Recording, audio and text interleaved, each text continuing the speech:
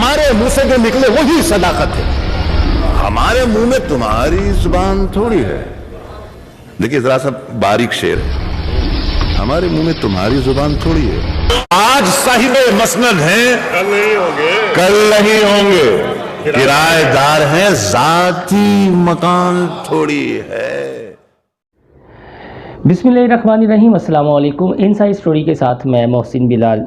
आजकल media social media पर general कमर जवेद बाजवा की 30 सहाफ़ियों के साथ मुलाकात के बड़े चर्चे हैं और वो लोग इस पर वीलॉग बना रहे हैं, जिसमें मैं भी शामिल हूं कि जो इस मुलाकात में थे ही नहीं और ज़राए के हवाले से ख़बरें दिए जा रहे हैं। बातें डिस्कस हुई नवाज़ शरीफ के हवाले से, इमरान खान की पॉलिटिक्स के हवाले से, TLP यानी तहरीक लब्बैक पाकिस्तान के मुस्तकबिल के हवाले से, कश्मीर पर पाकिस्तान का स्टैंड क्या है इस हवाले से, इंडिया के साथ मुज़ाकरात क्यों, कब और कैसे शुरू हुए और इसका फ्यूचर क्या हो सकता है, इस हवाले से भी बात हुई। और इस मुलाकात को खुफिया मुलाकात का नाम दिया गया। पता नहीं ये कैसी खुफिया मुलाकात थी कि जब ये मुलाकात जारी थी, 7 घंटे तक ये मुलाकात जारी रही, तो तब भी सोशल मीडिया पर ख़बरें गर्दिश करना शुरू हो गई।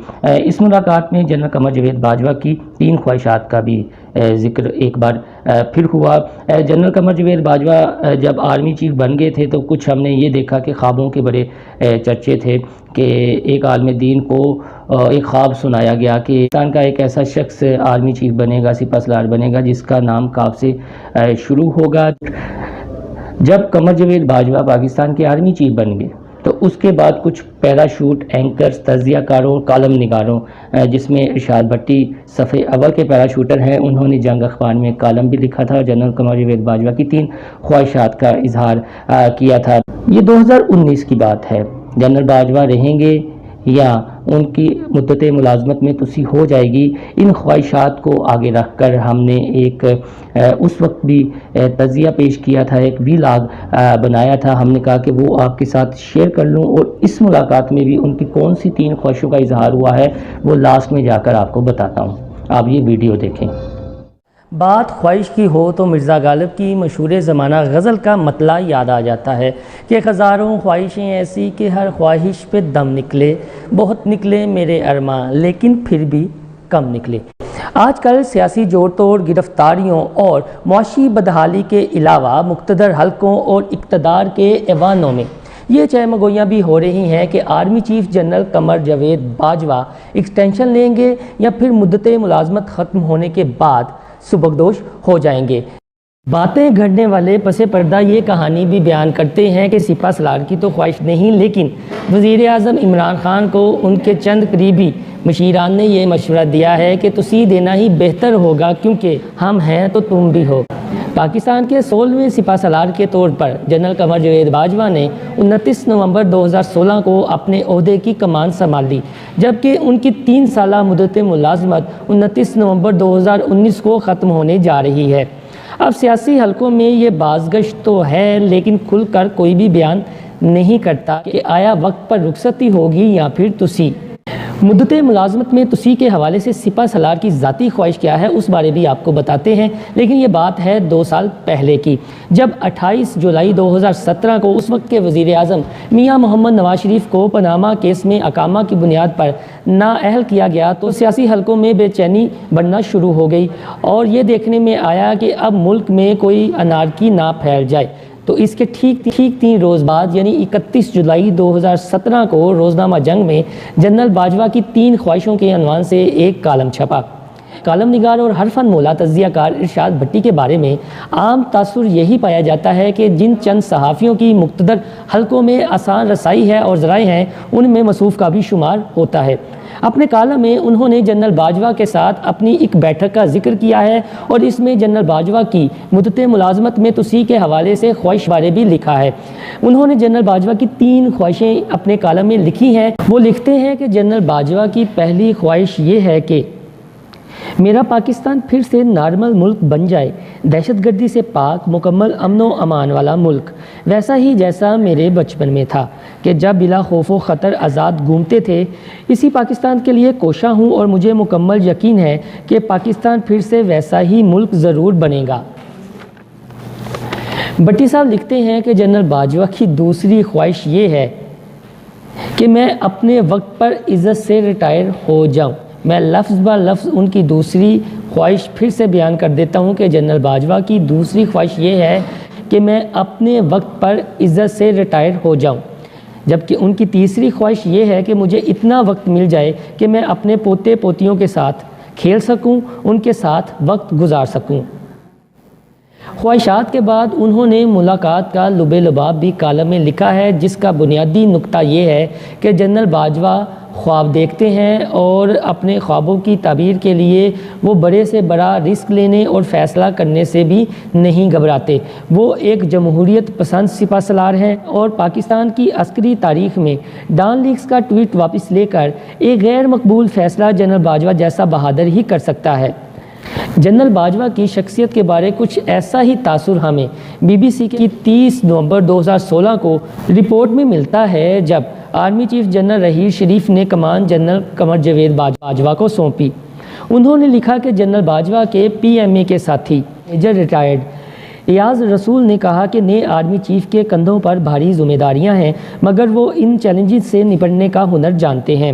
جنرل قمر جاوید باجوہ ایک غیر سیاسی شخصیت ہیں اور فوج کو سیاست سے الگ رکھنے کے حامی ہیں۔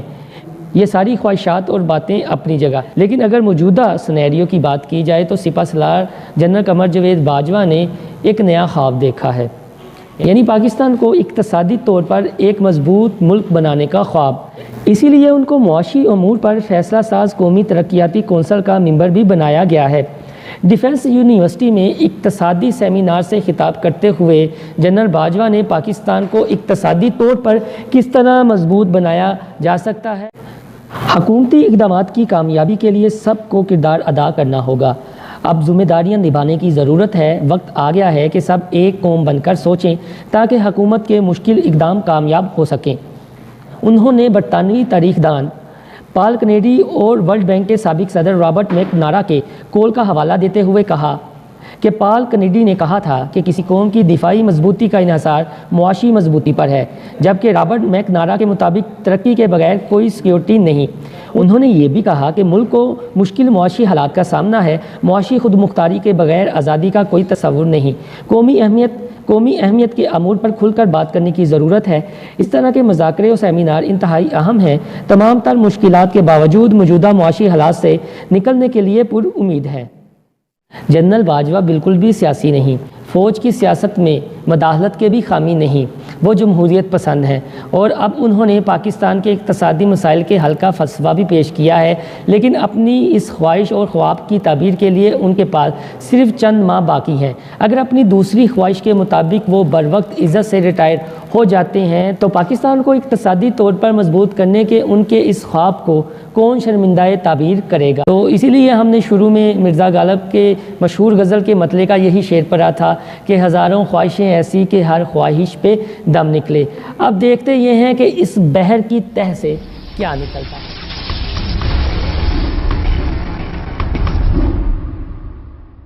جی، آپ نے یہ ویڈیو دیکھی اور اس بحر کی تہ سے ابھی تک شاید کچھ نہیں نکلا۔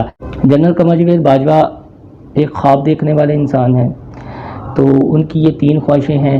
ضمنی طور پر ایک چوتھی خواہش بھی ہے کہ پاکستان کے جو معاشی حالات ہیں وہ بھی درست سمت کی جانب چل نکلیں، لیکن ایسی کوئی صورتحال بنتی نظر نہیں آ رہی ہے۔ اور اگر موجودہ حکومت کے 2.5 سالہ دور دیکھا جائے تو یہاں مذہبی منافرت زیادہ پھیلی ہے، یہاں جو سیاسی اختلافات ہیں زیادہ ابھر کر سامنے آئے ہیں، جو سیاسی عدم استحکام ہے اس سے ملک دوچار ہے، جو معاشی عدم استحکام ہے اس سے ملک دوچار ہے۔ لوگ ایک دوسرے کی بات سننا اور سمجھنا گوارا نہیں کرتے۔ تو ایسے میں ایک سپہ سالار کی خواہشات تو ہو سکتی ہیں، لیکن ان خواہشات کو پورا کرنے کے لیے اتنے ہی بڑے فیصلوں کی ضرورت ہے، اور کچھ اب یہ پیشن گوئیاں بھی ہو رہی ہیں موجودہ حالات کو دیکھتے ہوئے کہ اگر یہی صورتحال رہی اور اس بحر کی تہ سے ایک نئی چیز نکل سکتی ہے اور یہ نظام کا بوریا بستر بھی گول ہو سکتا ہے۔ اب یہ دیکھیں یہ ان خواہشات کی تکمیل کے